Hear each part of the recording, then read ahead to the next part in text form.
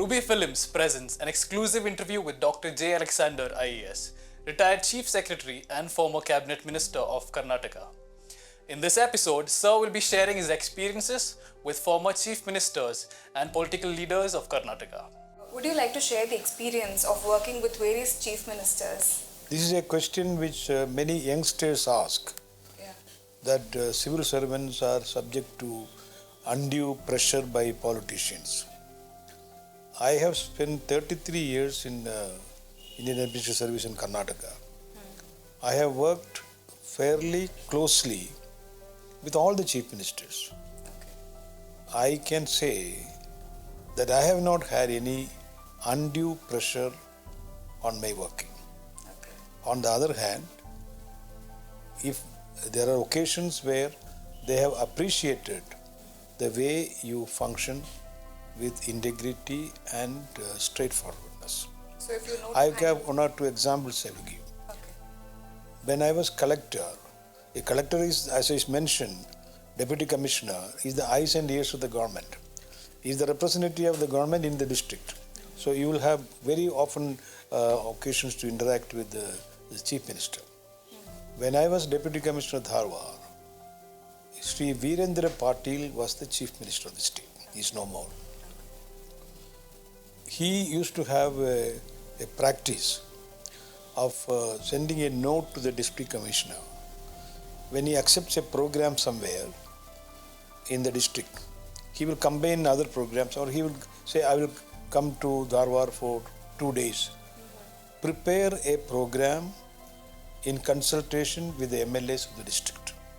That was his standard practice. He had accepted a program of inauguration of the water supply scheme in Gadag. In my time, it was part of Dharwar district. Okay. In Gadag, he had accepted that program. Dharwar at that time was the biggest district in Karnataka state. Today it is 3 districts, Haveri, Gadag and Dharwar. All these 3 districts are in one place. So we had 19 MLAs in Dharwar district. And the father of Mr. H.K. Patil, who is the minister now, who was the minister here, his father K.H. Patil, he used to be called the Huli of Gadag.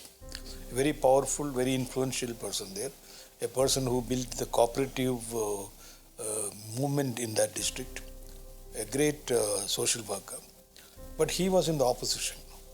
All the other MLAs were in one party and he was in the opposition. I am speaking about political interference that can come. So, Virendra Patil sent a letter to me saying that I have accepted the program of water supply scheme in Gadag on a particular day at 10 o'clock. I will be coming by train to Hubli, and at 9 o'clock I will leave for Gadag.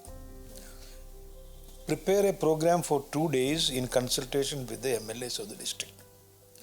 So I send out a circular to all the 19 MLAs to suggest any programs in your area where Chief Minister can attend. Mr. K.H. Patil sent me a program saying his place is called Hulkoti, a village of Gadag. On the way from Hubli to Gadag for the program, I would request the Chief Minister to stop at Hulkoti Cattle Feed Cooperative Society. That is a society which is established by him. I want the Chief Minister to visit that place for 15 minutes and then go to Gadag. I included that in the program. I had never met K.H. Patil because I had just gone to Dharwar. For me, K.H. Patil was a minister, for an MLA. The party was not important for me because for a civil servant, party is not important. Yes. The fact that he was the only opposition MLA was also not relevant for me. The fact that relevant for me was that he was an MLA and he gave a program which to my mind was very reasonable. On the way he could drop in and he was visiting only a cooperative institution. So I included it. But the 18 MLAs who belonged to the ruling party came as a body to my office and said, you can't do this. 18 MLAs of the district, and they were with the Chief Minister. I am new. They said, you don't know, you are new? I said, I am new, but I have only included the program of an MLA. I said, I cannot change. They forced me to change. I said, no, I will not change. They put pressure on the Chief Minister not to come for the function, and the Chief Minister cancelled the program because of their pressure. He said he had some health problem and all that. 2 weeks later, the Chief Minister came to a place called Byadgi in Haveri. So myself, the Superintendent Police, DIG, all of them were there. And we were, after lunch, the Chief Minister, Virendra Patil, used to have some rest. So we, DIG, IG, the SP and me, were sitting under the tree. And there was a message from the Chief Minister, he wants to see the DC. So both the SP and the DIG said, be ready for a transfer. Because of that action, CM had to cancel the program and all that. Okay, I said, no problem. I have 2 briefcases and go. I have no problem. I am ready. I will inform my wife to be kept ready. I go to the Chief Minister. You know what he said? Alexander, I cancelled my program only because of the pressure of my MLAs. But I want officers to behave like you. What an encouragement. Is it political interference? I had to cancel because of the pressure of my MLAs. Yes. But I want the Deputy Commissioner, the officer to behave. You have acted correctly. So it was a great encouragement for me, this kind of thing. I've gone through all these kind of, this kind of political interference. See, politicians are not essentially bad people. They are also part of our society. A politician gets elected by the people. So he has to consider the requirements of the people. He may not know all the rules and regulations. So it is for the civil servant to guide the politicians and realize their problems and then function within the framework of the constitution. And then nothing will happen. That is my experience. Mr. Devarajas was one of the most powerful chief ministers the state has seen. 7 years he was the chief minister continuously. When he was the chief minister, I was commissioner of the city corporation. He promised the ITC chairman who wanted this Windsor Manor Hotel license to be given because they wanted and he also wanted a good hotel to come to Bangalore. So he sent a message to me through his secretary that this ITC will be applying for a license. Please give it. His secretary called me and said the CM is very particular that this license should be given. Can we take it as a pressure? This is a conveyance, conveying through the secretary. So I discussed with my engineers, architects and all that. They said, sir, that place is going to be a traffic confusion center if we allow a big hotel to come there. The Chief Minister's house is there, Ashoka Hotel is there, there's a Bellary main road, and please don't give the phone.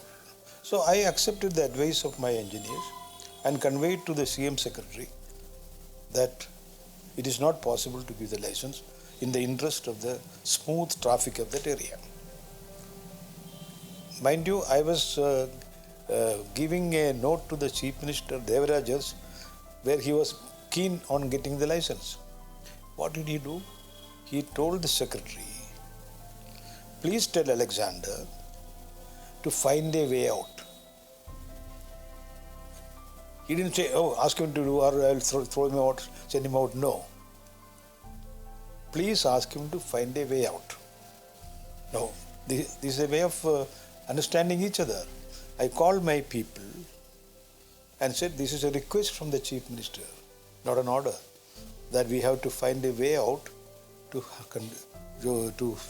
find a solution. And they came out with a solution saying, you see a bridge there? There is a bridge for Windsor Manor.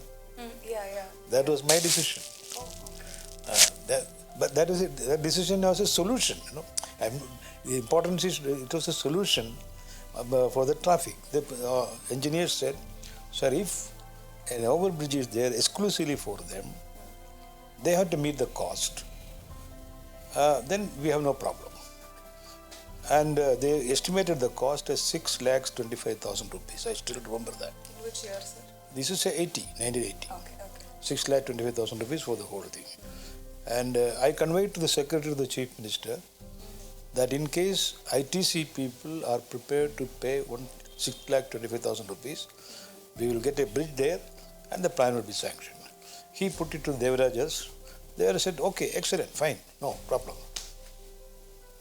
Now, I'm just saying the way in which you can deal with political pressure and all that, it is not as though I have worked with all the chief ministers. I have not had any instance where I can say that where my conscience did not allow a thing to be done, pressure was brought on me to do things. It has not happened to me. So it depends upon, it depends upon understanding in a democracy, we are called upon to play a particular part. We must also realize that the political leaders also have a role to play. They have their own compulsions. We understand each other and see that we don't violate the constitutional provisions, we don't do any unethical things, we don't do any harm or injustice to people. Keeping these things in mind, it is not at all difficult to function with political leaders. That is my experience. Yes, I think I have, as I mentioned to you, from Nijalingappa down, I have worked fairly closely with all the chief ministers. Now, when I came first to the state, Nijalingappa was the chief minister. He was a noble person, a person who would not interfere in administration and all that. He had a great vision for the state. For example, my being posted to Mysore University itself was not that he did not know me, but he knew that the Mysore University, which had a lot of politics in the university on the basis of caste and things like that. Mysore University was a very old university where Dr. Radhakrishnan was on the faculty once. Great university. And he wanted that university to be able to maintain old reputation. So, as the Vice Chancellor, there were always competition by professors, Lingayats, Vokaligas, Brahmins, all kinds of things were there, and locals versus outside. He brought Dr. Srimali.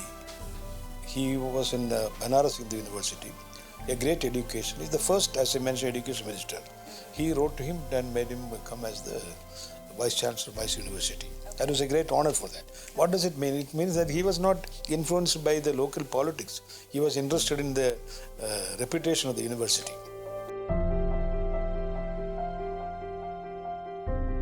If you liked our program, please do like, share and subscribe our channel. Thank you.